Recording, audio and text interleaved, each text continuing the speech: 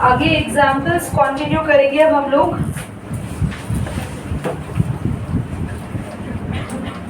Example number 4 तक हम कर चुके थे, राइट?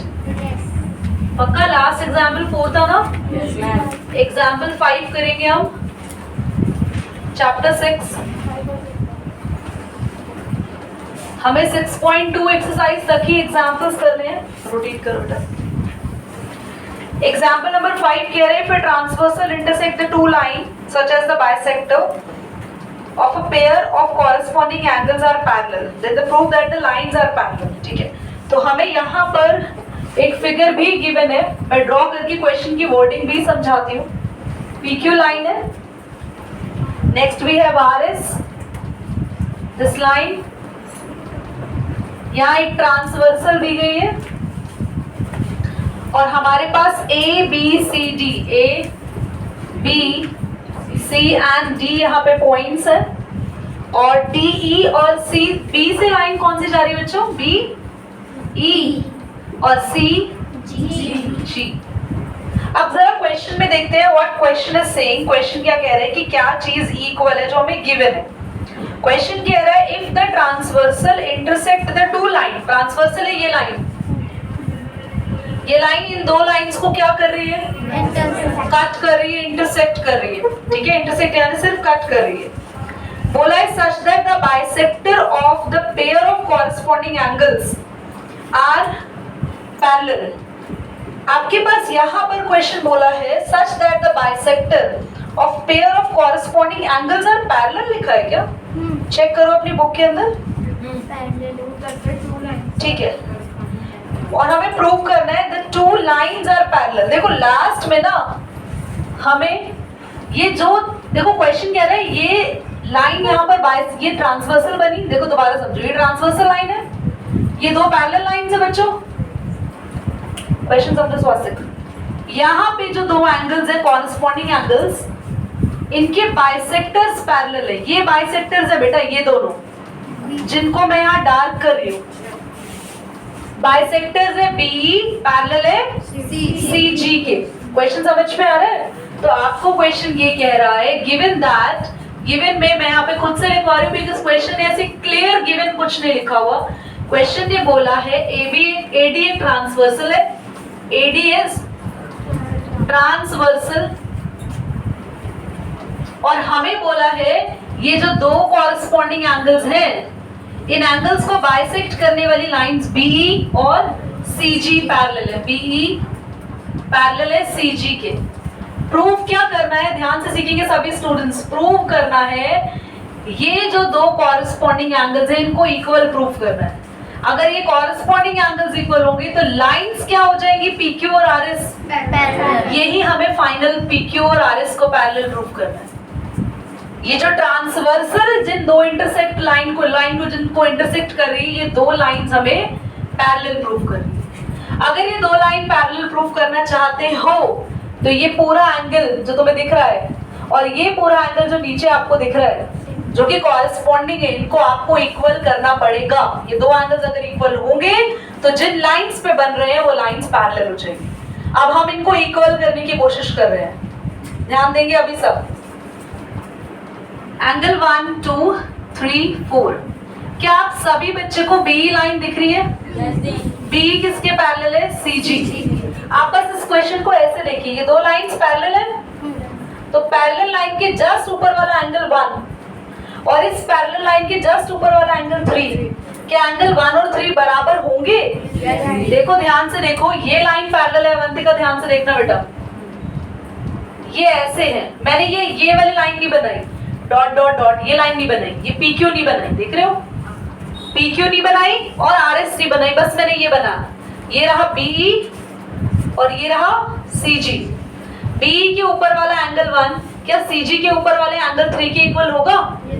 कॉरस्पॉन्डिंग एंगल होंगे ना। आप यहाँ पर प्रूफ कैसे करेंगे, ध्यान से देखो। आप प्रूफ में लिखेंगे therefore BE parallel to CG या सिर्फ BE parallel to CG which is, जो कि क्या है हमें गिवन है। तो एंगल 1 इक्वल हो जाएगा एंगल 3 के। रीजन दोगे? कॉरस्पॉन्डिंग एंगल, एंगल 1 और 3 इक्वल है कॉरस्पॉन्डिंग। अगर एंगल 1 और एंगल 3 इक्वल है तो 1 का डबल ये पूरा और 3 का डबल ये पूरा आपस में इक्वल होंगे। सुनो ध्यान से, इस बच्चे के पास 2 टॉफी है और इसके पास भी 2 टॉफी है, टॉफीज बराबर है 2-2। अब मैं दोनों की टॉफी को डबल कर रही हूँ, इसकी भी और इसकी भी। तो जब इक्वल चीज को डबल करते हो, 2 को डबल किया 4, इस 2 को भी डबल किया तो 4 और 4 आंसर तब इक्वल आए। तो अगर 2 इक्वल चीज को डबल करते हो तो आंसर भी इक्वल आता है। तो ये दोनों क्या है एंगल्स तुम्हारे इक्वल है, हम इनको डबल करेंगे। डबल द एंगल, तो एंगल 1 का क्या हो जाएगा डबल और एंगल 3 का भी क्या हो जाएगा बोलो, हमने दोनों को डबल कर दिया। एंगल 1 का डबल ये पूरा एंगल होगा, इस पूरे का नाम लिखो अभी ABQ। और एंगल 3 का डबल ये पूरा एंगल होगा जिसका नाम होगा BCS। ABQ किसके इक्वल आ रहा है BCS। एंड दे आर, ये कौन से एंगल है, they are corresponding angles। if corresponding angles are equal, अगर ये angles equal है, if corresponding angles are equal, अगर ये angles equal है बच्चों, ये पूरे angles equal है, तो देव क्या है, अगर ये पूरे angles equal है तो क्या बताया था शुरू में, कौन सी लाइंस पैरेलल हो जाएंगी, PQ and RS। Very good. So PQ parallel to PQ और RS ही क्यों पैरेलल हुई, क्योंकि ये 2 एंगल PQ और RS पर ही बन रहे थे। ठीक है, पॉज करो, ध्यान से देखेंगे सभी। बीच वाली लाइन को भूल जाओ। AB लाइन अगर CD के पैरेलल है वो CD तो भाई AB EF की भी पैरेलल होगी, है ना। लिखेंगे AB parallel to CD, comma, यहाँ सीधा मैं प्रूफ में करा रही हूँ, यहाँ पे CD parallel to EF। So AB parallel to EF also बेटा, है ना।